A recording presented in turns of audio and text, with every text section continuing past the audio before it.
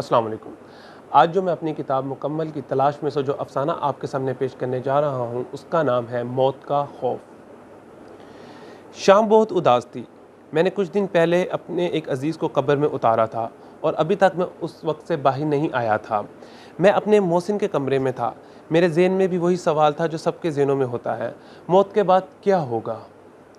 میرے عزیز پر کیا گزری ہوگی جب اس نے اپنی زندگی کو خیر بات کہہ کر موت کو گلے لگایا ہوگا، اور ایک نئی دنیا میں جا کر اس پر کیا گزری ہوگی؟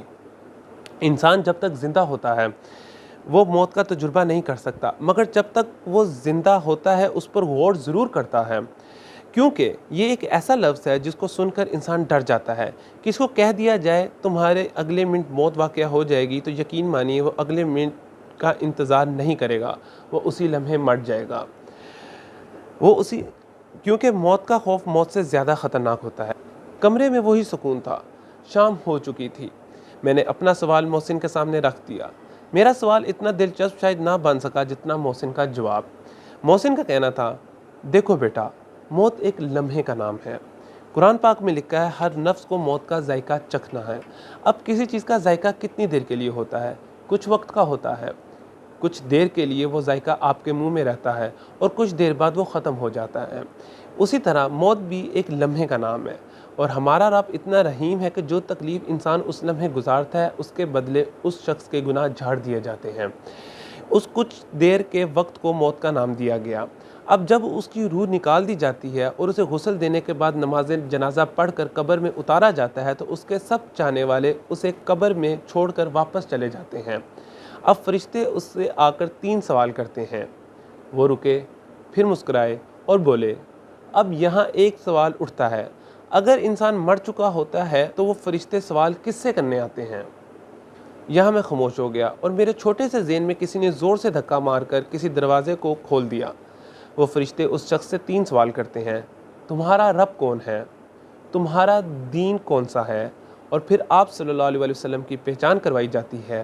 اور جب وہ شخص ان تینوں سوالوں میں کامیاب ہو جاتا ہے تو اس کے سامنے جہنم کی کھڑکی کھولی جاتی ہے اور بتایا جاتا ہے تم اس جگہ سے بچ کے ہو، اور پھر اس کے لیے جنت کی کھڑکی کھول دی جاتی ہے جس سے قیامت تک ٹھنڈی ہوائیں اس کو تسکین پہنچاتی رہیں گی۔ وہ ذرا دیر سانس لینے کو رکے اور پھر سلسلہ کلام جوڑتے ہوئے بولے، جب جنت کی کھڑکی کھل جاتی ہے تو نئی زندگی کا آغاز ہوتا ہے اور وہ قیامت تک اپنی قبر میں آرام کرتا ہے۔ دیکھو بیٹا، جتنا بڑا کافر ہوگا اتنا زمین کی تہ میں ہوگا، اور جتنا بڑا مسلمان ہوگا اتنا آسمانوں کی بلندی پر ہوگا۔ اب یہاں مرا کون؟ انہوں نے میری طرف دیکھا مگر میں خاموش رہا۔ یہاں نفس مرا، روح تو نہیں مری۔ یہ ایک نیا لیول ہے، ایک نئی زندگی ہے جسے ہم خوف کھاتے ہیں۔ اکثر لوگ بحث کرتے ہیں اگر انسان قبر میں زندہ ہے تو ہمیں نظر کیوں نہیں آتے، اور میں کہتا ہوں اگر ان کو دیکھنا ہے تو تمہیں زندہ ہونا پڑے گا، کیونکہ وہ زندہ ہیں، وہ ہمیں دیکھ سکتے ہیں مگر ہم ان کو نہیں دیکھ سکتے۔ جسم ختم ہو جاتا ہے، زندگی ختم نہیں ہوتی۔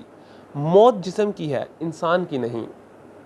اسی موضوع پر بلے شاہ رحمۃ اللہ علیہ فرماتے ہیں، بلے شاہ اسی منا نہیں گور پیا کوئی اور، یعنی قبر میں کوئی اور پڑا ہے، ہم نہیں مننا۔ موت ایک دروازہ ہے جو ہمیں ایک دنیا سے دوسری دنیا میں لا جاتا ہے، اور اللہ والوں کو موت کا کوئی خوف نہیں ہوتا۔ اس پر علامہ اقبال رحمۃ اللہ علیہ نے کیا خوب شعر کہا ہے، موت کو سمجھے ہے غافل اختتام زندگی، ہے یہ شام زندگی صبح دوام زندگی۔ شام رات میں تبدیل ہو چکی تھی اور ٹھنڈ بھی بڑھ رہی تھی۔ میں ان کی باتوں کو سمیٹ کر اجازت لے کر وہاں سے چلا آیا۔